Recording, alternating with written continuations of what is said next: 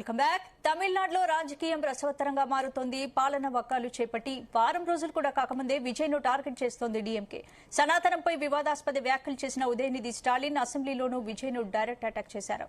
విజయ్కి తన మీద తనకు నమ్మకం లేకపోవడం వల్లే 2 చోట్ల పోటీ చేశారని తెలిపారు. ప్రజామోదం పొందడంలో టీవీకే విఫలమైందన్నారు. ఇదిలా ఉంటే సనాతనంపై ఉదయనిధి స్టాలిన్ కు బీజేపీ నేతలు కౌంటర్ ఇస్తున్నారు. ఇదే అంశంపై వాటి డిఎన్ఏలో డిస్కస్ చేద్దాం.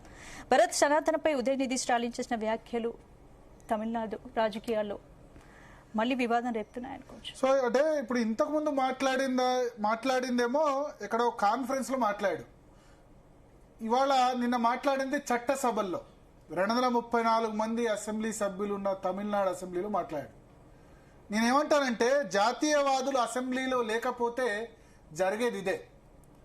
ద్రవిడ పార్టీలతో నింపేసి లేకపోతే టీవీకేతో నింపేస్తే ఏం జరిగిందో చూసాం. ఎవడన్నా మాట్లాడా 234 మంది తమిళనాడు అసెంబ్లీలో ఆయన సనాతన ధర్మాన్ని నిర్మూలించాలని అసెంబ్లీ సాక్షిగా మాట్లాడితే ఎవరన్నా మాట్లాడారా? అదే వేరే రాష్ట్ర అసెంబ్లీ అనుకోండి, తెలంగాణ అసెంబ్లీలో ఈ మాట అన్నాడు అనుకోండి, 8 మంది భారతీయ జనతా పార్టీ సభ్యుల్లో ఒక్కరిద్దరైనా లేచి అబ్జెక్షన్ వ్యక్తం చేసేవాళ్ళు కదా. విజయ్ ముందు అంటే విజయ్ నమస్కారం పెట్టాడు, థ్యాంక్ యూ అన్నాడు, వదిలేశాడు.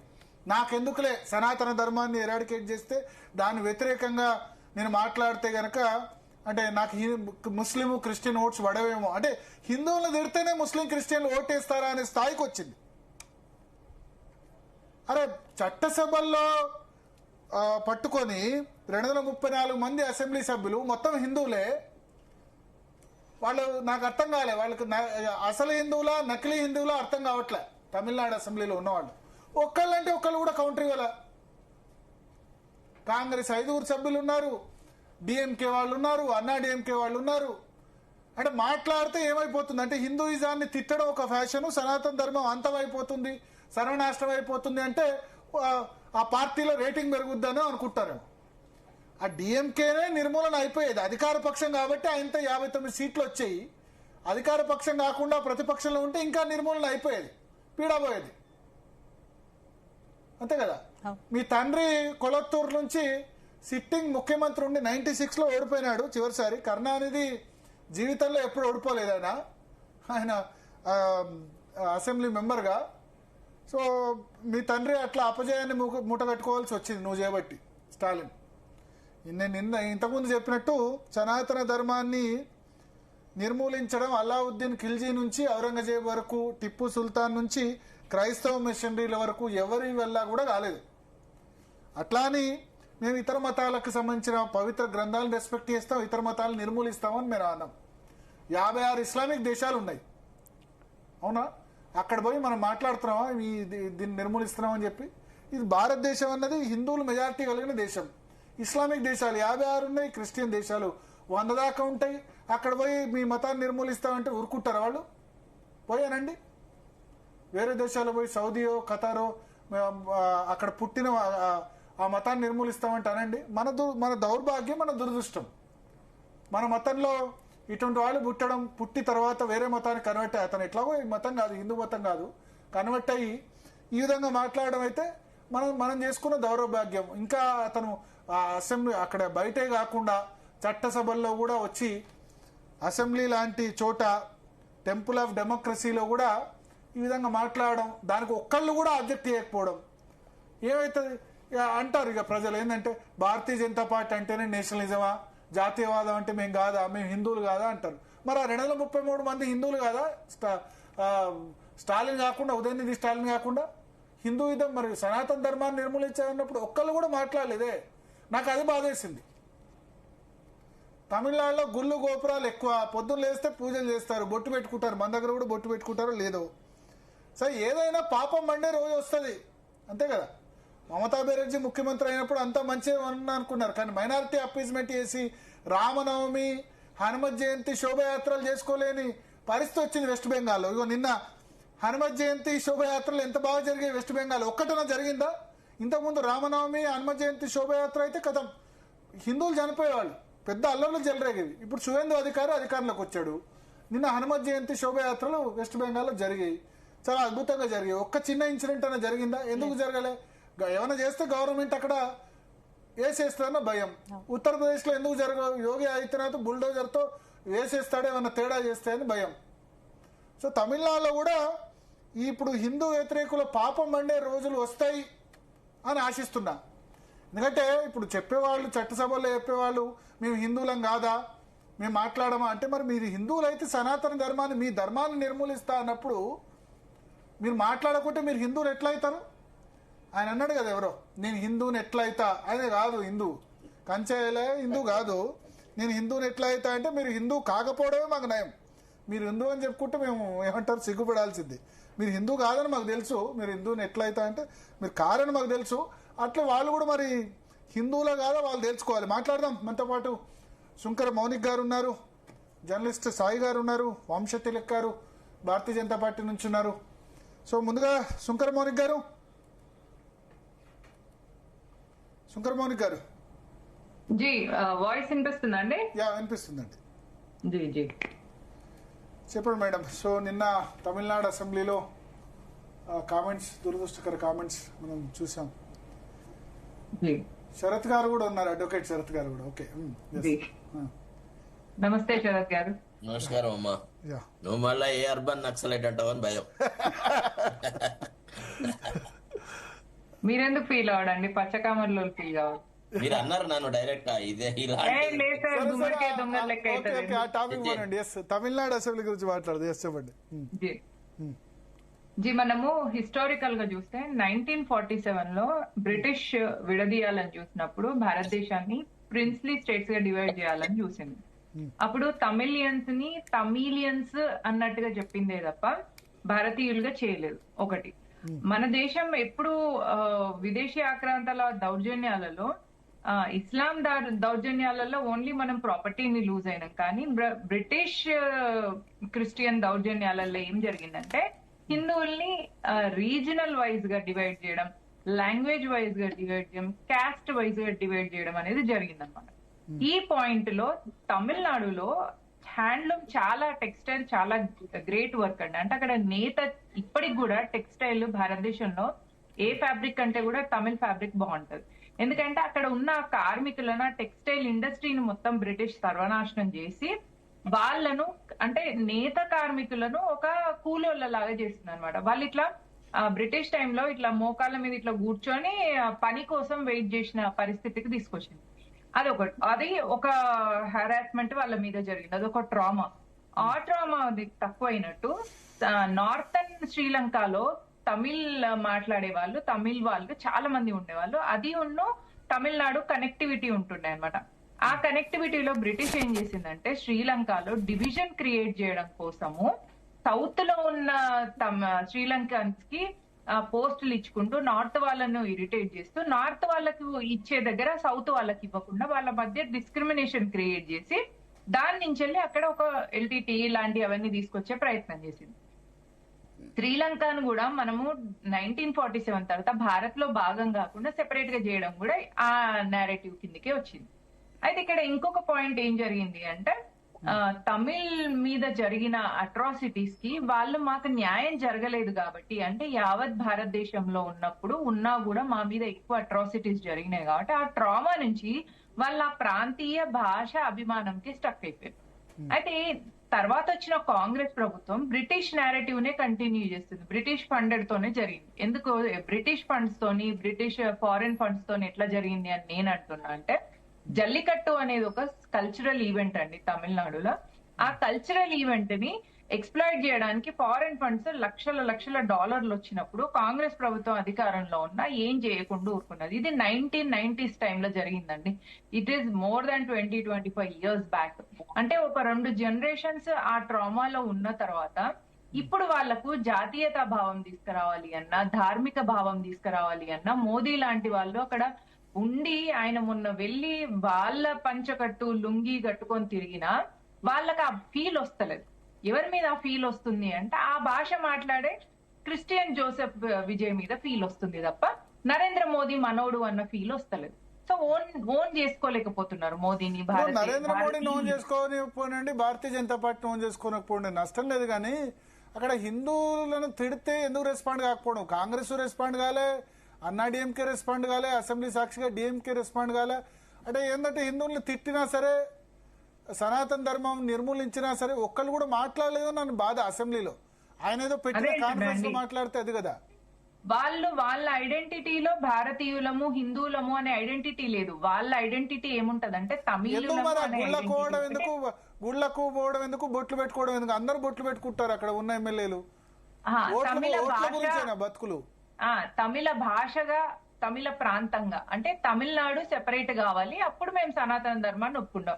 ఎప్పటి వరకు అయితే తమిళనాడు భారతదేశంతో కలిసి ఉంటుందో అప్పటి వరకు మేము ఒప్పుకోం. ఎందుకంటే పెరియార్ ఐడియాలజీ కానీ ఇప్పుడున్న వాళ్ళు ఎవరు అనట్లేదు, అన్నాడీఎంకే అనట్లేదు కదా, పెరియార్ అన్నారు. సరే పెరియార్ అన్నారు కానీ ఇప్పుడున్న వాళ్ళు, ఇప్పుడున్న అన్నాడీఎంకే అనట్లేదు. డిఎంకే ఉద్దేశం ఏమో ఇప్పుడు వాళ్ళు అనట్లేదు కదా. అది ఏదైనా ఇప్పుడు ఆ భావం తీసుకురావడము అనేది ప్రభుత్వాల లక్ష్యం ఉంటది. ఎందుకంటే ప్రాంతీయతా భావం నుంచి వెళ్ళి జాతీయతా భావం వైపు ప్రభుత్వం తీసుకెళ్లాలి. అక్కడ వందే మాతరం గానం జరుగుతుంటే పాడలేకపోతున్నారు అంటే వాళ్ళకి మనసు వస్తలేదు. ఎందుకు? అది మొత్తం దేశాన్ని మొత్తం కలుపుతుంది. మేం ద్రవిడులం, మేం ద్రవిడు, మాది వేరే, మాది వేరే, మేం వేరే అనే థాట్ లోనే ఉన్నారు. దాన్ని పొలిటిసైజ్ కూడా చేసారు. అందుకే చూడండి అక్కడ వేరే పార్టీస్ గ్రో అవుతలేవు. ఇప్పుడు డిఎంకే అన్నాడీఎంకే, కాంగ్రెస్ కూడా పెద్ద లీడ్ తీసుకోదు. ఇప్పుడు బీజేపీ అసలు లీడ్ తీసుకోలేకపోతుంది.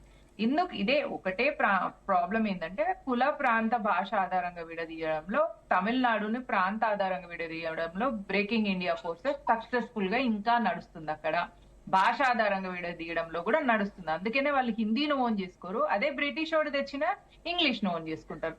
ఎక్కడ కూడా హిందీ హోర్డింగ్స్ ఉండవు, బ్రిటిష్ ఇంగ్లీష్ హోర్డింగ్స్ మాత్రం ఉంటాయి. ఇదే ఈ narrative way breaking Hindus, breaking Indians, breaking Bharat. Bharat గారు, ఎస్, వంశతిలక్ గారు ఉన్నారు, అదేవిధంగా అడ్వకేట్ శరత్ గారు ఉన్నారు, జర్నలిస్ట్ సాయి గారు ఉన్నారు. ఎస్, జర్నలిస్ట్ సాయి గారు, వాస్తవంగా ఏంటంటే తమిళనాడు నేను దాదాపు 4-5 సంవత్సరాల పాటు కవర్ చేశాను అక్కడ ప్రోగ్రామ్స్ అనేది. అక్కడ నేను అబ్జర్వ్ చేసింది ఏంటంటే వాళ్ళకి ఎడ్యుకేషన్ స్టేజ్ అప్పటి నుంచి కూడా పూర్తిగా భిన్నమైనటువంటి భావజాలంతో పెరిగారు. మీరు అక్కడ గుళ్ళ దగ్గర ఎక్కడన్నా చూసినప్పుడు ప్రముఖ ఆలయాలు, ప్రతి భారతదేశంలో అద్భుతమైన ఆలయాలు కేరళలో కనబడతాయి.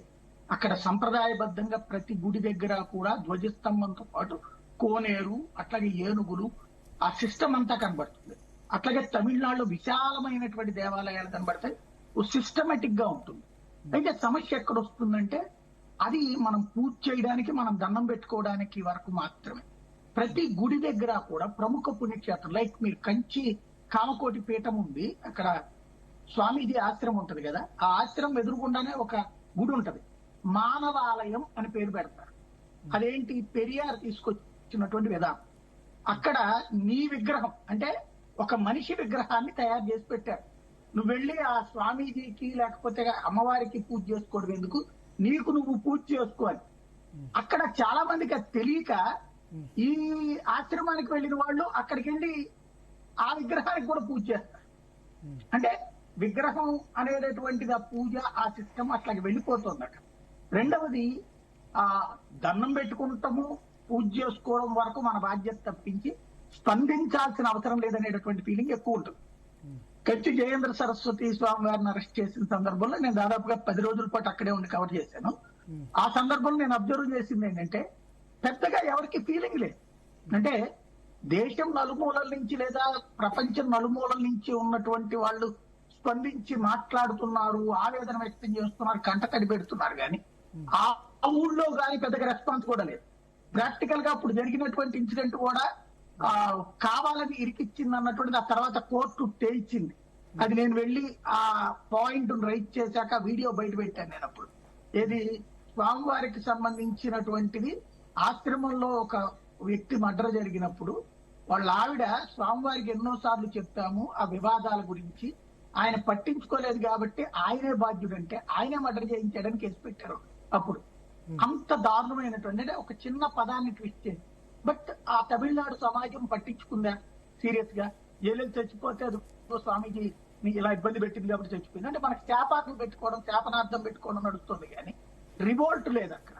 రెండవది అక్కడ మీకు ఏ గుడి దగ్గరికి వెళ్ళినా సరే దండం పెట్టుకోవడానికి వచ్చేవాళ్ళు బోల్డ్ అంత మంది ఉంటారు. బట్ ఈ విధమైనటువంటి జాగృతం లేదు. ఎందుకు లేదు అంటే వాళ్ళ స్కూల్ దశ నుంచి పెరియార్ తరహా ఎడ్యుకేషన్ సిస్టమ్ ఉంది. పెరియార్ తరహా ఎడ్యుకేషన్ సిస్టమ్ లో ఏంటంటే మనిషి దేవుడు అంతే తప్పించి ఏ ధర్మాన్ని నమ్మక్కర్లేదు. ముస్లింలకు వాళ్ళ ధర్మాన్ని నమ్మమన్నారు, క్రైస్తవుడి వాళ్ళ ధర్మాన్ని వాళ్ళ నమ్మమన్నారు. హిందువులకు సంబంధించిన దాంట్లో కుల వివక్ష ఎక్కువ ఉందన్నటువంటి పాయింట్ ప్రధానంగా వాళ్ళకి చెప్పుకురావడంతో కూడా ఇది సనాతన ధర్మం అనేది తప్పు అన్నది. ఇప్పుడు ఉదయనిధి స్టాలిన్ అతని వ్యక్తిగత ఫీలింగ్ కాదు, అతను చిన్నప్పటి నుంచి నేర్చుకున్న ఎడ్యుకేషన్. చిన్నప్పటి నేర్చుకుంటే మరి తల్లి గుళ్ళకి పోతుంది. అక్కడ ఉన్నటువంటి కల్చరల్ పిక్చర్ గాని అయ్యే చూడటం వలన అతను ఇప్పుడు ఆ ధర్మం పట్ల తీవ్రమైనటువంటి మీద ఉంది. చూడండి, తమిళనాడు సినిమాలలో 100కి 90 సినిమాలు క్యాస్ట్ డిస్క్రిమినేషన్ బేసిస్ మీదే నడుస్తాయి. మరి 77 నుంచి ఉన్నది తమిళియన్సే కదా పరిపాలించుకుంటోంది. మరి క్యాస్ట్ డిస్క్రిమినేషన్ ఈ కరుణానిధి, ఈ ఉదయనిధి స్టాలిన్ వీళ్ళందరూ ఎందుకు అంతం చేయలేకపోయారు? నిజంగా ధర్మంలో ఉన్నటువంటిది అయితే గనక వ్యక్తుల మధ్య లేని దాన్ని సృష్టించడంలో వీళ్ళు చచ్చిపోతారు. లేదని చెప్పను నేను అక్కడ. క్యాస్టిజం అనేటటువంటిది ఉండటం వల్ల ఇబ్బంది పడింది హిందువులు, ఖచ్చితంగా నిజం. దాన్ని పరిష్కరించుకునేందుకు దశాబ్దాల తరబడి కాదు, శతాబ్దాల తరబడి ఒక్కొక్క అడుగు హిందుత్వంలో ఉన్నటువంటి లోపాలను సరి చేసుకుంటూ వస్తుంది సమాజం. బట్ దాన్ని విషపూరితంగా చెప్పగలిగినటువంటి వాళ్ళు ఇతర మతాల్లో ఉన్నటువంటి లోపాలు ఎత్తు చూపించడం అక్కడ ఉంటుందా? మీరు చూడండి, ఇప్పుడు నిన్నగాక మొన్న ఇప్పుడు బంగ్లాదేశ్ లో స్వామీజీని తీసుకెళ్లి జైల్లో పెట్టారు. ఏంటో దైవద్రోహం ఏంటో తెలుసు ఆయన చేసింది. అల్లా తప్ప మరొక దేవుడు లేడని ఆయన్ని నినదించమన్నారు. అట్లా నినదించినందుకు గాను చెన్మయ్య మిషన్ కి సంబంధించినటువంటి స్వామీజీ ఇప్పటికి కూడా బెయిల్ లేకుండా దైవ దూషణ, అంటే వాళ్ళ దేవుణ్ణి నువ్వు అంగీకరించలేదు కాబట్టి దైవ దూషణ. పాకిస్తాన్ లో జరిగేది, బంగ్లాదేశ్ లో జరిగేది అదే. ఇక్కడైతే మనకు అసెంబ్లీలోనే ఓపెన్ గా ఉదయనిధి స్టాలిన్ లాంటి వాడు సనాతనాన్ని అంతం చేస్తానంటాడు. తర్వాత వాళ్ళ టీపీసీసీ జనరల్ సెక్రటరీ కూడా అదే స్టేట్మెంట్ ఇచ్చాడు. సనాతనం అంతం అసలు తమిళనాడులో ఆల్రెడీ అంతమైపోయింది, ఇంకా అడుగో పొడుగో ఉన్నటువంటి దాన్ని కూడా అంతం చేస్తామన్నటువంటి కాంగ్రెస్ పార్టీకి సంబంధించినటువంటి. అంటే అక్కడ అలా అనటాన్ని ఎవరు ప్రతిఘటించట్లేదు. అదే మరి ఇక్కడ మీరు ఒక వేరే మతానికి సంబంధించినటువంటిది అంటే గనక ఇక రాత్రి పగలు వాడు అసలు బ్రతుకుతాడా లేదో కూడా డౌట్ ఉంటుంది అనమాట. ఈవెన్ మన ఇండియాలో కూడా, ఇంకా మన పాకిస్తాన్ బంగ్లాదేశ్ దాకా వెళ్ళక్కర్లేదు. కాబట్టి వాళ్ళకి చదువుకునే దశ నుంచి వాళ్ళకి నేర్పినటువంటి విజ్ఞానం అది. దానివల్ల ఇప్పటికిప్పుడు మారుతుందని నేను అనుకోను. ఇంకా కనీసం ఇప్పటి నుండి ప్రారంభిస్తే ఇంకొక తరమో 2 తరాల తర్వాత ఏమైనా మారుద్దని చూడాలి అక్కడ. ఓకే, ఎస్ వంశతిలక్ గారు ఏమంటారు? శరత్ గారు ఉన్నారా? ఓకే, శరత్ గారు చెప్పండి సార్, మీ ఒపీనియన్. పెద్దలు ఎవరైనా మాట్లాడితే నాకు అభ్యంతరం లేదు, మీరు చెప్పండి సార్. ఎస్ సార్, ఇప్పుడు ఒకటేందంటే హిందుత్వము అనేది ఒక పార్టీకి గాని, ఒక వ్యక్తులకు గాని, ఒక కమ్యూనిటీకి గాని మోనోపలి కాదు sir. The Dravidian movement, if you study anthropologically what Periyar Ramaswamy had taught and preached, how he opposed to Gandhiji, how Ambedkar also differed with Gandhiji, ఇవన్నీ మనం చూస్తే వాళ్ళు ఏమంటారంటే they accuse Hinduism of creating caste system అని. Of course anthropologically it is not proved. Actually మన DNA verification లో కానీ, DNA examination లో కానీ ఇదంతా ఏది లేదు, ఆర్యన్, ద్రవిడియన్ అది ఇది అని. తర్వాత రెండోది ఏంటంటే ఇప్పుడు ఉదయనిధి స్టాలిన్ అనే ఒక నాయకుడు ఇట్లా ఇష్టం వచ్చినట్టుగా మాట్లాడడానికి చాలా ప్రతీతి సార్. అట్లా మాట్లాడడం వల్లనే ఇవాళ డిఎంకే అనేది ఆ స్థాయికి వచ్చింది. తర్వాత విజయన్ ఎక్కడ కూడా ఉదయనిధి స్టాలిన్ ను సపోర్ట్ చేసినట్టుగా ఆయన ఏమన్నాడు, ఆక్రోశంగా ఆవేశంతో మాట్లాడడం కంటే పరిశ్రమ ద్వారా, కృషి ద్వారా ఆ ప్రశ్నలకు అన్నిటికీ సమాధానం ఇస్తాము. ఏ జాతులకు వ్యతిరేకంగా, ఏ మతాలకు వ్యతిరేకంగా ఎవరిని ద్వేషించడం అనేది నా మతం కాదు, అందరికి సమానమైన ప్రతిపత్తి ఇస్తామనేటువంటి మాట మాట్లాడినాడు. తర్వాత ఏంటంటే ఈ రామస్వామి భక్తులుగా వచ్చినటువంటి కరుణానిధి గాని, తర్వాత ఇతరులు గాని, ఈవెన్ హిందూయిజం ను ప్రాక్టీస్ చేసిన Brahmin politicians were also anti సనాతన ధర్మం టైప్ లో బిహేవ్ చేసిన సందర్భాలు కూడా చాలా ఉన్నాయి. తర్వాత ఇంకోటి ఏంటంటే హిందువుల జీవన విధానంలో ఎక్కడ కూడా ఇతర మతాల పట్ల ద్వేష భావన అనేది మనకు చెప్పలేదన్నమాట. Hinduism is a way of life. It is ఒక పద్ధతిలో బతకడం. ఇవాళ మనం ఏదన్నా ప్రభుత్వ విధానాన్ని విమర్శించగానే మనని కమ్యూనిస్టులాగా ఇంకో రకంగా ప్రొజెక్ట్ చేసే ఈ అసహనం చూస్తున్నారా? ఈ అసహనం ఏమవుతుందంటే కొంతమంది తమను తాము హిందూ మతం యొక్క ప్రొటెక్టర్స్ అని చెప్పుకోవడం అనేది జరుగుతుందట. అది కాకుండా హిందూ మతము కొంత రిఫార్మ్ అయ్యి క్యాస్టిజం వైపు కాకుండా సోషల్ ఫ్యాబ్రిక్ ని ఇంకో రకంగా చూసి తర్వాత వీకర్ సెక్షన్స్ కి ఎక్కువ ఇంపార్టెన్స్ ఇచ్చి ఆ రకంగా చేస్తే బాగుంటది. ఇప్పుడు మన ఇటీవల జరిగిన ఎన్నికలలో 3 పార్టీలలో ఏది ఇటు డిఎంకే కానీ అన్నా డిఎంకే కానీ విజయన్ కానీ సార్ విజయన్ కాదు ఇంకా వీళ్ళు డిఎంకే అన్నా డిఎంకే తర్వాత ఇతర పార్టీలలో ఒక్క బ్రాహ్మణ్ కి కూడా వాళ్ళు టికెట్ ఇవ్వలేదు. వాళ్ళు ఏమనుకున్నారంటే ఈ సనాతన ధర్మాన్ని కాపాడడానికి ఈ బ్రాహ్మిన్స్ ఉపయోగపడతారు, వీళ్ళకి అసలు వాయిసే లేకుండా చేయాలా అనేటువంటి ఆలోచన చేసినాడు. అదే విజయన్ ఆ పని చేయలేదు. అతను కొన్ని సీట్లు ఇచ్చినాడు, మంత్రివర్గంలో కూడా ఒక బ్రాహ్మణ్ కి అవకాశాలు ఇచ్చినాడు. తర్వాత రెండోది ఏంటంటే చాలా కాలం నుంచి చాలా కాలం నుంచి అసలు హిందూయిజం సనాతన ధర్మాన్ని కాపాడేది బ్రాహ్మణులే అనేటువంటి ఒక ఇంప్రెషన్ కూడా it is paying very rich dividends. అట్లా కాకుండా అందరి హిందువులకు హిందూ మతాన్ని ప్రాక్టీస్ చేసే అధికారం ఉంటుంది, ఎవరు వాళ్ళ మతాన్ని ప్రాక్టీస్ చేసుకోవచ్చు. భారతదేశంలో మనం అవలంబిస్తున్నటువంటి సోషలిజం సెక్యులరిజం అనేది ఏ మతం యొక్క ప్రగతికి విరుద్ధం కాదు అని. అయితే ఈ లవ్ జిహాద్ తర్వాత ఇట్లాంటి విషయాలలో తర్వాత ఈ యూపీలో జరిగిన గవర్నమెంట్ కానీ లేకపోతే ఇంకా కొన్ని గవర్నమెంట్ కానీ ఇక మేం తప్ప ఇంకోటి ఎవ్వరు లేడు అనేటువంటి వ్యవహారాలు చేయడం వల్ల కూడా ఈ రెండు వాటిలలో ఈ ఇతర మతాలలో ఒక ఫ్రిక్షన్ డెవలప్ అయ్యి ఈ రకమైన పరిస్థితికి వచ్చింది. ఏది ఏమైనా Udhayanidhi Stalin is not carrying the Tamil peoples verdict. Tamil people ఎవరు అవునన్నా కాదన్నా మీరు కూడా ఒప్పుకుంటారు, సాయి కూడా ఒప్పుకుంటాడు. ఆల్ డిఎంకే లీడర్స్ కూడా ఇంత అడ్డబొట్టు పెట్టుకుంటారు. ఇది మన గంధంతో చక్కగా ఎర్రటి బొట్టు మధ్యలో గుళ్ళకు వస్తారు. అంతేకాని విజయన్ కి బొమ్మ ఉంటది, బొట్టు ఉంటదండి, మీరు కావాలంటే అబ్జర్వ్ చేయండి. Vijayan has got a til on his four head. ఇట్లా విజయన్ ఎప్పుడు కూడా అట్లా మాట్లాడదు. ప్రతిపక్షంలో ఉన్నవాడు ఏదో చౌకబారు కౌంటర్ ఎవరు ఇవ్వలేదని బాధ అక్కడ. ఒక మతాన్ని ఒక ధర్మాన్ని నిర్మూలిస్తామంటే ఎట్లుంటది అంటే రాజకీయాలలో as Machiavelli had said following indifference to your political arch rivals is one way of curtailing their influence అని చెప్పినాడు. సో హిందూయిజం అనేది ఒక సముద్రం లాంటిది. ఇక వాడో వీడో రాళ్లు వేయంగానే మన సముద్రాలన్నీ పొంగి పొర్రిపోవు అనేటువంటి ఒక ఆలోచనలో కనుక మనం ఉంటే, సహనత్వం అనేది డెవలప్ చేసుకుంటే, అన్ని కులాల వాళ్ళను సమాన రీతిలో అట్లే వేరే మతాన్ని అనగలరా? ఎందుకంటే ఆ రోజులు పోయినాయి సార్. ఇప్పుడు 2014 అది కాదండి, బీజేపీ వాళ్ళు పార్లమెంట్ లో కూడా ఒక్క ముస్లిం ఎంపీ కూడా టికెట్ జరుగుతుంది. మతాన్ని నిర్మూలిస్తారులే కదా సార్. ఇప్పుడు అట్లా రెచ్చిపోయిన వాడు అసలు ఏడిరా శ్రీహరి అని పోయిన హిరణ్యకశిపుడు నాశనమైనాడు తప్ప శ్రీహరి నాశనం కాలేదు కదా. మొత్తం దేవుళ్ళనందరినీ వెదురుకుంటూ పోయినటువంటి రావణాసురుడు నాశనమైనాడు. కాబట్టి అహంకార పూరితంగా తర్వాత ఇదిగా మాట్లాడే వాళ్ళు ఎప్పుడు కూడా రాజకీయాల్లో ప్రజల మనస్సును మన్నలను పొందలేరు. సో పెద్ద ఉదయనిధి స్టాలిన్ ఏదండి చిన్న కుర్రోడు, వాని గురించి ఇంత serious discussion and debate I think it is unwanted. Sharad గారికి, సాయి గారికి, మోనికా శంకర్ గారికి, భరత్ గారికి నమస్కారం. ప్రేక్షకులు కూడా నమస్కారం. తమిళనాడులో కొంతకాలం నేను ఉన్నాను. అక్కడ ధార్మికత చాలా ఎక్కువ. భరత్ గారు కూడా చెప్పారు, అందరూ చెప్తున్నారు.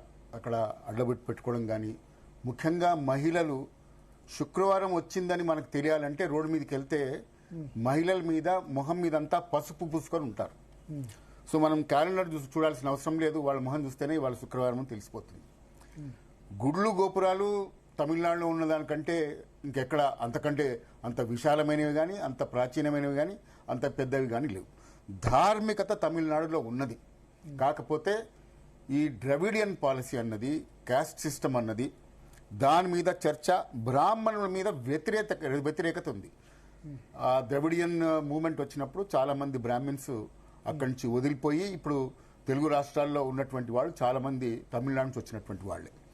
అయితే పరిస్థితి ఇప్పుడు ఉదయనిధి స్టాలిన్ మాట్లాడిన దానికి చాలా సహజంగా, చాలా భావోద్వేగంగా భరత్ గారు చెప్తున్నారు. అక్కడ అసెంబ్లీలో ఎవరు మాట్లాడలేదు. ఆ సందర్భం కూడా మనం చూడాలి. సందర్భం ఏంటి? Vijay TVK party floor test, speaker ఎన్నికల సందర్భం ఏందో తెలీదు. కంగ్రాచులేషన్ స్పీకర్, సనాతన ధర్మాన్ని నిర్మూలించాలని స్పీచ్ ఒక చిన్న అది చెప్పాడు. వాళ్ళు బహుశా వేరే ఫ్రేమ్ లో ఉన్నారు. భారతీయ జనతా పార్టీ వాళ్ళు లేకపోవడం దౌర్భాగ్యం. కానీ మీ దగ్గర విజువల్స్ ఉంటాయి. అసెంబ్లీలో అక్కడ ఉద్రిక్తత కానీ, అక్కడ నుంచి కౌంటర్ కానీ జరగలేదు. కానీ రోడ్ల మీద విపరీతంగా తక్షణమే ఉదయనిధి స్టాలిన్ బొమ్మలకు చెప్పులతో ప్రజలు సమాధానం ఇచ్చారు. Approver from the public at large. So తప్పకుండా అప్రోర్ ఉంది. ఆ సందర్భం మీరు చెప్తున్నట్టుగా స్పీకర్ కానీ లేకపోతే ఫ్లోర్ టెస్ట్ కానీ రెండు ఉన్నాయి కాబట్టి అది మిస్ అయినారో లేకపోతే ఇప్పుడు మీరు దీనికంటే ముఖ్యమైనది అసలు ఇంకో చర్చనీయాంశం ఏంటంటే విజయ్ గారికి మద్దతు పలికిన తర్వాత ప్రమాణ స్వీకారం రోజు ఆ రోజు వందే మాత్రం విస్తృతమైనటువంటి సంపూర్ణమైనటువంటి వందే మాత్రం పాడిన దానికి వీసీకే పార్టీ ఇమ్మీడియట్గా అభ్యంతరం తెలిపింది. సో ఆ వీసీకే పార్టీ మద్దతు పలికే కంటే ముందు మరి డిఎంకే స్టాలిన్తో పోయి మాట్లాడినారని ఇతరులతో మాట్లాడినారని ఇప్పుడు అదంతా మనకు చూపించారు. దాని తర్వాత మరి వీసీకే పార్టీని వాళ్ళు స్వతహాగా ఆయన వాళ్ళ లీడరు ఆయన మనగనేదో పేర్లు కరెక్ట్గా నాకు తెలియదు, క్షంత విని ఏమైనా తప్పుగా మాట్లాడితే, కానీ బయట నుంచి వాళ్ళకి డైరెక్షన్స్ వస్తున్నాయని నేను అనుకుంటా. విస్తృతంగా వందే మాత్రం పాడితే ఆయనకేమిటి నష్టం? ఇప్పుడు టీవీకే పార్టీ అని మనం తప్పు చేస్తే చెప్పాలి. సో వందే మాత్రం అన్నది సగమే పాడాలన్నది ఎక్కడుంది రూలు? ఇప్పుడు ఇందాక మన శరత్ గారు కూడా చెప్పారు, ఇదేదో కేవలం భారతీయ జనతా పార్టీయో లేకపోతే ఆర్ఎస్ఎస్ హిందూ మతానికి వాళ్లే అధిపతులు వాళ్లే ప్రొటెక్టర్ కాదు. వందే మాత్రం ఆర్ఎస్ఎస్ రచించింది కాదు. వందే మాత్రం ఆర్ఎస్ఎస్ వాళ్ళు సంపూర్ణంగా పాడతారు అంతే. సో వందే మాత్రం అందరికీ కూడా అది ఆదరణీయమైనటువంటి విషయం, అది పెద్ద అంశం. కానీ ఉదయనిధి స్టాలిన్ ఇంతకు ముందే ఆయన మాట్లాడినారు, ఏది సనాతన ధర్మం డెంగ్యూ లాంటిది, మలేరియా లాంటిది. అదొక కాన్ఫరెన్స్, భరత్ గారు చాలా కరెక్ట్గా చెప్పారు. ఒక పర్టికులర్ కాన్ఫరెన్స్లో వెళ్ళి ఆ సబ్జెక్ట్ మీద అది డివేట్ అవుతూ దీని మీదకి వచ్చి మాట్లాడినారు. అప్పుడు చాలా విజువల్స్ వచ్చాయి. బహుశా ఉదయనిధి స్టాలిన్ వాళ్ళ మదర్ పేరు పార్వతి అనుకుంటాను, దుర్గా పార్వతి సంథింగ్ ఉంది. ఆమె పూజా గది చూస్తే మీరు ఆశ్చర్యపోతారు. అసలు మామూలుగా ఉండదు పూజా గది. చాలా ధార్మికంగా ప్రతి దాంట్లో ఆమె పార్టిసిపేట్ చేస్తుంది, ఆమె పూజలు నిర్వహిస్తూ ఉంటుంది. సో సనాతన ధర్మాన్ని యాక్సెప్ట్ చేయడానికి, దాన్ని పాటించడానికి ఒక వ్యక్తి అయితే, రాజ్యాధికారం పాలిటీషియన్స్కి అందరికీ ఏంటి, రాజ్యాధికారం కావాలి. రాజ్యాధికారం కావాలి కాబట్టి మనం ఏ స్లోగన్ పెడితే మనకేమన్నా ఇంకా 10 ఓట్లు ఎక్కువ పడతాయా లేకపోతే 10 సీట్లు ఎక్కువ వస్తాయా అనేటటువంటి పరిస్థితి. నా పర్సనల్ ఒపీనియన్ సార్ ఇది. కేరళలో కానీ లేకపోతే తమిళనాడులో కానీ మనం ఇప్పుడు చూస్తున్నాం. అస్సాంలో జరిగింది చూసాం, వెస్ట్ బెంగాల్లో జరిగింది చూసాం. ఒక కాషాయ ఒక మొత్తం ప్రవాహం వచ్చింది. నేను వెస్ట్ బెంగాల్లో ఏమనుకున్నానంటే స్టెప్ వైజ్ మార్పు వస్తుందేమో అనుకున్నాను. ఎగ్జిట్ పోల్స్ మించి 200 పైన సీట్లు వచ్చాయి. ఒకటేసారి తుఫాన్గా మార్పు వచ్చేసింది. అట్లాగే అస్సాంలో చూసాం. అస్సాంలో మన హేమంత్ బిశ్వ శర్మ గారు ఆన్ రికార్డ్ స్పీచ్లో చెప్పారు, ఫలానా సెక్షన్ వాళ్ళ ఓటు నేను ఆశించడం లేదు. రోహింగ్యా ముస్లింని ఆయన భాషలో చెప్పాలంటే మై రోహింగ్యా ముసల్మాన్కు లాత్ మార్కర్ హకాల్ దుంగా అన్నారు. అయినా కూడా 100 పైన సీట్లు ఆయనకు వచ్చాయి. అయితే నేనేమంటున్నానంటే ఇది కేరళలో కానీ తమిళనాడులో కానీ ఇప్పుడు ద్రవిడియన్ పాలసీ నుంచి షిఫ్ట్ అయ్యి టీవీకే కొత్త పార్టీ, ఒక యువకుడు, మామూలు యువకుడు అంటే సూపర్ స్టార్ అనుకోండి, పాలిటిక్స్లో యువకుడు, కొత్త అతన్ని ప్రజలు పట్టం కట్టారు. అంటే లెఫ్ట్ సైడ్ నుంచి మనం ఎప్పుడన్నా గేర్ మార్చాలంటే సడన్గా న్యూట్రల్కి వచ్చిన తర్వాత మారుస్తాం. ఇప్పుడు న్యూట్రల్కి వచ్చిందని నేను అనుకుంటా. తప్పకుండా ఖచ్చితంగా రాబోయే రోజుల్లో బీజేపీ పార్టీ కానీ లేకపోతే సనాతన ధర్మం దానికి సంబంధించిన పార్టీలు కానీ తప్పకుండా అక్కడ గెలుస్తాయి. కేరళలో కూడా అంతే. ఇప్పుడు కంప్లీట్ కమ్యూనిస్ట్ పార్టీ దగ్గర నుంచి ఇప్పుడు యూడీఎఫ్కి వచ్చింది. అక్కడి నుంచి కూడా ఇప్పుడు ఒక ఐపీఎస్ ఆఫీసర్ ఆమె గెలిచింది అక్కడ. She is become mayor also. So కేరళలో మీరు కనుక గత వీడియోలు చూస్తే ఆర్ఎస్ఎస్ అనుకున్నటువంటి వాడిని విపరీతంగా చాలా దారుణంగా చంపేసినటువంటి ఎంతో మంది త్యాగాలు చేశారు. వెస్ట్ బెంగాల్ కూడా ఎంతో మంది త్యాగాలు చేశారు. 48 గంటల్లోనే మన సువేంద్ర అధికారి గారు అద్భుతమైనటువంటి హనుమాన్ జయంతి, నిన్న నేను ఇక్కడ తెలంగాణలో కూడా హనుమాన్ జయంతిలో పాల్గొన్నాను. అద్భుతమైనటువంటి హనుమాన్ జయంతి జరిగింది. ప్రజల్లో ఉంది. ఎందుకు అక్కడ వెస్ట్ బెంగాల్లో జరిగింది ఏంటి, అక్కడ ఓటేస్తే చంపేస్తారేమో అని చేస్తే మన అమిత్ షా గారు అక్కడ వెళ్ళి ఏం చేశారంటే భయాన్ని తొలగించారు. ఓటర్లకి మీరు కనుక నిర్భయంగా ఓటేస్తే మీకేం ప్రాబ్లం ఉండదు, మేముంటామని చెప్తే ఆ ప్రవాహం చూశారు మీరు, అక్కడ మార్పు వచ్చేసింది. అట్లాగే ఇక్కడ పొలిటికల్ దాంట్లో మాత్రం ఉదయనిధి స్టాలిన్ ఇంకా ఒక దృక్పథంలో ఉన్నాడు, ఒక ఆలోచన విధానంలో ఉన్నారు. మా శరత్ గారు మాట్లాడుతూ సాయి గారు అక్కడ నేను టైం గడిపారని చెప్పాను. నేను కూడా అక్కడ గడిపిన టైంలో వాళ్ళు తమిళే మాట్లాడతారు, బస్సుల్లో తమిళే ఉంటుంది, హోర్డింగ్స్ అన్ని ఇంగ్లీష్లో ఉంటాయి. కానీ సార్ మీరు గమనించాలి, ప్రతి హిందీ సినిమా 100 రోజులు ఆడుతుంది అక్కడ. ఎవరుంటారు? నేను పోయి సినిమా, నేను కొంచెం సినిమా ప్రేమిని, అక్కడ పోయి హాల్లో చూస్తే అందరూ తమిళియన్స్ ఉంటారు, అందరికీ హిందీ వచ్చు, కానీ మాట్లాడరు. అది ధార్మికత వేరు, జాతీయత వేరు. ద్రవిడియన్ మాకు సపరేట్ దేశం కావాలనుకున్నారు కాబట్టి కొంచెం ఇంకా అక్కడ ఉంది. ఇప్పుడు ఎంజీఆర్ గారు చనిపోయిన తర్వాత ఒక ఎంజీఆర్ గారిని ఒక చిన్న నాయకుడు దాన్ని ఆయనను వ్యతిరేకిస్తే రిక్షా కూడా దొరకని పరిస్థితి. అట్లాగే ఇప్పుడు జాతీయత లేదని నేను అనుకోను. ధార్మికత ఉంది, జాతీయత కూడా ఉంది. ఈ కొంచెం బ్యాలెన్స్ అవుతూ ఈ వైపుకి రావాలి. ఖచ్చితంగా నేను అనుకుంటున్నట్టు న్యూట్రల్ గేర్ పడింది. రాబోయే రోజుల్లో ఖచ్చితంగా తమిళనాడులో ముందు వస్తుంది, తర్వాత కేరళలో కూడా వస్తుంది ఖచ్చితంగా అని నేను అనుకుంటున్నాను. దాన్ని విజయ్ని ఒక న్యూట్రల్ పర్సన్ గా మనం చూడొచ్చు అంటారు. విజయ్ కాదు సార్, విజయ్ అన్నది జోసఫ్ విజయ్ అందరికీ తెలుసు. ఆయన ప్రమాణ స్వీకారంలో జోసఫ్ విజయ్ అన్నాడు, బొట్టు పెట్టుకున్నాడు. అయితే అంటే కానీ తండ్రి చంద్రశేఖర్ తిరుత్తని ఆలయంలో పూజలు చేశారు రిజల్ట్ వస్తుండగా. అవును. అయితే రాజకీయంలో కన్వర్ట్ అయినారు, మళ్ళీ తర్వాత వచ్చారు అని అంటారు. మళ్ళీ బ్యాక్ టు ఎలక్షన్ హిందూయిజం చాలా మంది ఉంది సార్. ఎలక్షన్ హిందూయిజం కూడా చూపించట్లేదు కదా ద్రవిడ పార్టీలో. అవును, అది చూపించట్లే, కొంచెం టైం పడుతుంది. నేను చెప్పడం ఏంటంటే, ఇప్పుడు మా రాహుల్ గాంధీ గారు అయితే మీకు తెలుసు కదా, ప్రియాంక గాంధీ గారు పాపం అభిషేకం ఎక్కడ చేయాలో కూడా తెలియదు. లింగం మీద కాకుండా వేరే అంతా అన్ని చోట్ల నీళ్లు పోస్తూ ఉంటుంది ఆమె. అట్లాగే మా రాహుల్ గాంధీ గారు ఆయన ఎలక్షన్ టైంకి మాత్రం జందం బయట పెడతారు, లేకపోతే అఫ్జల్ గురు దాంట్లో అక్కడ పోయి ప్రార్థన చేస్తాడు, జనాజా నమాజ్ దాంట్లో ప్రార్థన చేస్తారు, దేశాన్ని ముక్కలు చేసే దాంట్లో కూడా ప్రార్థన చేస్తారు. సో నేనంటే ఏంటంటే ఇక్కడ ధార్మికత ఉంది, జాతీయత కూడా ఉంది, కానీ ప్రదర్శనకు రావటం లేదు. మీ బ్రాహ్మణుల పట్ల వ్యతిరేకత ఒక ముక్క మాట నేను చెప్పదలుచుకున్నాను. అన్ని పొలిటికల్ పార్టీలు ఏమనుకుంటారంటే, ఈ దళితుల మధ్య ఈ దళితులని దూరం చేసుకుంటే వాళ్ళందరూ హిందూయిజానికి దూరం అనుకుంటారు, కానీ దళితులే హిందూయిజాన్ని కాపాడుతారు అన్నది మనం చూస్తున్నాం. భాగ్యరెడ్డి వర్మ గారు, మా తల్లిదండ్రులు కానీ ఇతర చాలా మంది ఉన్నారు. సదాలక్ష్మి గారు, ఆమె పురోహితుల్ని యాదగిరిగుట్టలో ట్రైనింగ్ ఇచ్చి అక్కడ తిరుమల తిరుపతి దేవస్థానంలో ఆమె స్థాపిద్దాం అనుకున్నది, ఇప్పుడు అది సాక్షాత్కారమైంది. అట్లా మీరు చాలా మంది ఇప్పుడు సనాతన ధర్మాన్ని భరత్ గారు చెప్పినట్టుగా ఎవ్వరూ నిర్మూలించలేకపోయినారు. 1000 సంవత్సరాల నుంచి అసలు దాని డేటే తెలియదు ఎవరికి. ఒకానొకప్పుడు బౌద్ధం బాగా పెరిగినటువంటి కాలంలో 8 ఏళ్ల కుర్రవాడు కేరళ నుంచి ప్రారంభమయ్యి దేశం మొత్తం పాదయాత్ర చేసి శంకరాచార్యుల వారు యావత్ భారతదేశంలో సనాతన ధర్మాన్ని తిరిగి మళ్ళీ స్థాపించినటువంటి దాన్ని అణగదొక్కడం కానీ బౌద్ధిజం కానీ అట్లా చేయలేదు. ఆయన ఏం చేశారు? ఈ వన్ ఎవ్రీ ఆర్గ్యుమెంట్, ప్రతి దగ్గర ఆయన వివాదం ఉన్నప్పుడు అక్కడ పోయి ఆర్గ్యుమెంట్ చేస్తూ సనాతన ధర్మం గొప్పతనాన్ని చాటి చెప్పి సనాతన ధర్మాన్ని మళ్ళీ ఎస్టాబ్లిష్ చేశారు. అట్లాగే చాలా మంది మహానుభావులు ఉన్నారు, చాలా మంది ప్రజల్లో ఉంది.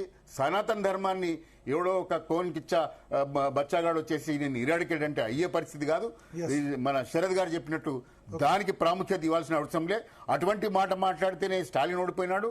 ఇక్కడ మా కేసీఆర్ గారు హిందూగాలు బొందుగాలు అంటే బండి సంజయ్ గారు అత్యంత ప్రధానమైనటువంటి మెజార్టీతో గెలిచారు. సో ఈ కాషాయం ప్రవాహం వస్తున్నటువంటి పరిస్థితుల్లో ఆరిపోయే దీపంకి వెలుతురు ఎక్కువ, అట్లాగే వినాశకాలే విపరీత బుద్ధి అంటారు కదా, అటువంటి పరిస్థితుల్లో ఉదయనిధి స్టాలిన్ గాని డిఎంకే గాని ఉంది. ఓకే, థ్యాంక్ యూ వంశతిలక్ గారు, శంకర్ మౌనిక్ గారు, సాయి గారు, అడ్వకేట్ శరత్ గారు. సో మొత్తానికి ఒక బాధాకరమైన విషయం ఏంటంటే, అసెంబ్లీలో ఆయన మాట్లాడితే ఒకళ్ళు కూడా రెస్పాండ్ కాలేదు. ఇంతకుముందు మాట్లాడింది ఏదో కాన్ఫరెన్స్లో మాట్లాడారు సరే, బట్ చట్టసభల్లో మాట్లాడితే అక్కడ ఒక్క ఎమ్మెల్యే కూడా రెస్పాండ్ కాకపోవడం, దీన్ని బట్టి మనం ఆలోచించాలి. ఏంటంటే బీజేపీ వాళ్ళే హిందువులా, మిగతా వాళ్ళు హిందువులు కాదా, మేము హిందువులు కాదా అని అనేవాళ్ళు. ఏంటంటే ఇట్లాంటి సంఘటనలు జరిగినప్పుడు అక్కడ చాలా పార్టీలు ఉన్నాయి. అన్నాడీఎంకే ఉంది, డిఎంకే ఉంది, పిఎంకే ఉంది, ఎండిఎంకే ఉంది, ముస్లిం లీగ్ ఉంది. అఫ్ కోర్స్ ముస్లిం లీగ్ మాట్లాడుతున్న ఎక్స్పెక్ట్ చేయలేం. వీసీకే ఉంది. ఇన్ని పార్టీలు ఉన్నప్పుడు ఎవరు కూడా మాట్లాడకపోవడం అన్నది చాలా బాధ కలిగించిన అంశం. సరే, సనాతన ధర్మం నిర్మూలన అవుతుందా, చిన్న స్టాలిన్ పార్టీ నిర్మూలన అవుతుందా అన్నది చూద్దాం. మనం సగానికి వచ్చాడు పోయిన అసెంబ్లీ నుంచి. అదే అధికార పార్టీ విచ్చలవిడిగా డబ్బులు ఖర్చు పెట్టి పవర్ అబ్యూజ్ చేస్తే ఆ విధంగా వచ్చాడు. ఏం లేకుండా విజయ్ వచ్చాడు. చూద్దాం. విజయ్ అయితే కొంత అన్ని ధర్మాలని పాటిస్తా, అన్ని ధర్మాలని గౌరవిస్తా అని చెప్తున్నాడు. మంచిదే. ఎవరికి కూడా ఇప్పుడు ఒక మతాన్ని తిట్టడాన్ని ఎవరు కూడా యాక్సెప్ట్ చేయరు. సో ఆయన పర్సనల్గా ఒక మతాన్ని, ఒక సనాతన ధర్మాన్ని, మతం అనేదానికంటే హిందూ మతం అనేది ఒక జీవన విధానాన్ని ఓడిపోయిన తర్వాత కూడా క్రిటిసిజం చేస్తున్నాడు. జనరేషన్ మార్పు అనేది కనబడ్డది తమిళనాడులో. ఇంకా కొత్త జనరేషన్ మనస్ఫూర్తిగా ఈ స్టాలిన్ ఇటువంటి వాళ్ళని ఎరాడికేట్ చేస్తే, రాజకీయ పరంగా ఎరాడికేట్ చేస్తే అంతకంటే మించింది ఇంకోటి ఏది ఉండదనే అనుకోవచ్చు. ఇది వాళ్ళ DNA. Stay tune to Zee Telugu news.